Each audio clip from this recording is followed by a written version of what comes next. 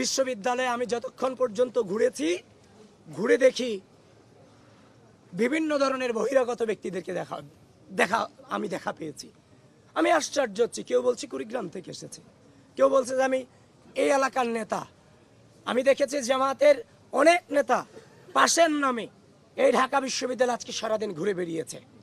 তাহলে এই যে ঢাকা বিশ্ববিদ্যালয়ের ভিসি এবং প্রক্টর আমাদের পুলিং এজেন্ট দিতে গিয়ে আপনারা আমাদের সাথে নানান ধরনের প্রতারণা করেছেন। সেখানে নিরাপত্তা পাস নামে ঢাকা বিশ্ববিদ্যালয়ের বাইরে থেকে জামাত শিবিরের নেতা কর্মীদেরকে আপনারা ক্যাম্পাসে ঠাঁই দিয়েছেন। এটা কোনোভাবেই বরদাস্ত করার মতো ম্যাটার নয়। তারপর আমরা আরো দেখেছি এবং প্রমাণ আছে আমাদের কাছে, সেই ছেলেটাও আমাদের কাছেই আছে। এমন কয়েকটা অভিযোগ আমরা পেয়েছি। সেন্ট্রাল ব্যালট 2টা করে দেওয়া হয়েছে এবং অনেকে 2টা জায়গায় জমা দিয়ে আসছে এখানে। এবং আমরা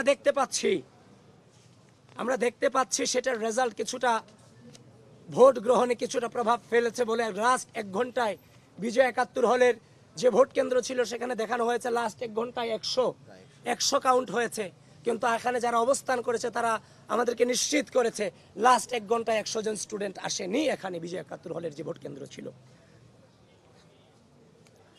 তারপর হচ্ছে যে আমরা এখনো পর্যন্ত বিশ্ববিদ্যালয় প্রশাসনের কাছে 12টা অভিযোগপত্র জমা দিয়েছি, লিখিত অভিযোগ আমরা জমা দিয়েছি।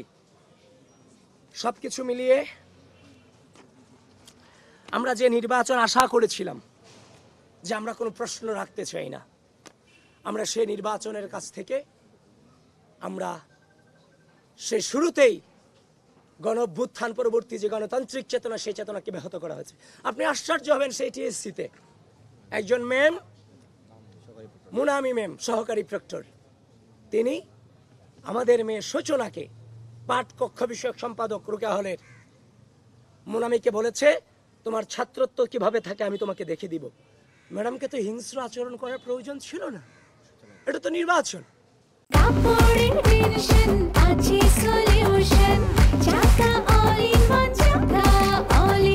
কাপড় ধোয়ার একটাই সলিউশন, চাকা অল ইন ওয়ান। সে তার শুধুমাত্র আপনার হচ্ছে যে আমাদের যে ব্যালট নম্বরগুলো বিতরণ করার কারণে তাকে ছাত্রত্ব নিয়ে নেওয়ার হুমকি তিনি দিয়েছেন এবং খুব বাজে বিহেভ আমাদের সাথে করেছেন। এবং তিনি রোকেয়া হলে যতবার আমি returning officer, chief returning officer থেকে শুরু করে প্রত্যেকের অনুমতি নিয়ে যতবার প্রবেশ করতে চেয়েছি আমাকে বারবার তারা বাধাগ্রস্ত করেছেন। তো সবকিছু মিলিয়ে আমরা ধৈর্য ধারণ করেছি।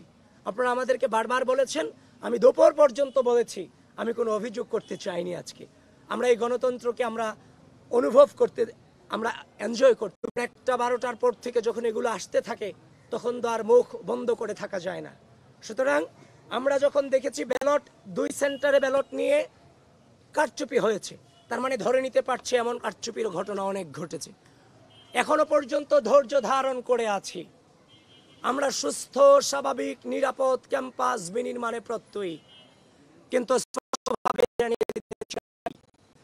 যদি একইভাবে ভোট গণনাতে ম্যানিপুলেট করার বিন্দু পরিমাণ চেষ্টা করা হয় এবং যারা বাংলাদেশের স্বাধীনতা সার্বভৌমত্বকে বিশ্বাস করেন না, যারা এই ক্যাম্পাসের সাধারণ শিক্ষার্থীদের মত প্রকাশের স্বাধীনতাতে বিশ্বাস করেন না, যারা এই ক্যাম্পাসের সাধারণ শিক্ষার্থীদের মানবাধিকারে পূর্ব বিশ্বাস করেননি, এখনো করেন না, তারা যদি ভোট গণনার ম্যানিপুলেটের মধ্য দিয়ে যদি নির্বাচনী ফলাফলকে ব্যাহত করার বিন্দু পরিমাণ চেষ্টা করে, ঢাকা বিশ্ববিদ্যালয়ের সাধারণ শিক্ষার্থীরা সম্মিলিতভাবে তাদেরকে প্রতিরোধ করবে ইনশাআল্লাহ।